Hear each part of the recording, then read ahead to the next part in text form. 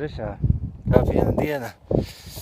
Lai gan tajā brīdī, kad es piezemējos Luklas lidlaukā ar 2 dienu nokavēšanos, vienkārši lidmašīna necēla.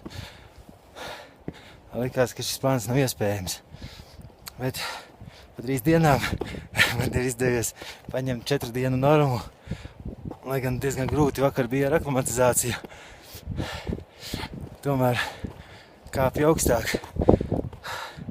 Un ja laika apstākļi būs vēlīgi, jau šodienas vakarā būšu sasniedzis Labuču bāzes punktu. Tas nozīmē, ka rīt varēs izdarīt pirmo aklimatizācijas kāpienu.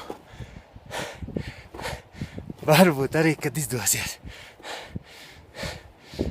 Jāiet ļoti lēni, ne tāpēc, ka nogurums. Protams, tas arī, bet tādēļ, kad katrs nākamais augstuma metrs ausis džingst vairāk un visu laiku ir jāķer tā smalkā robeža starp augstuma slimību un veselību. Pagaidām izdodās.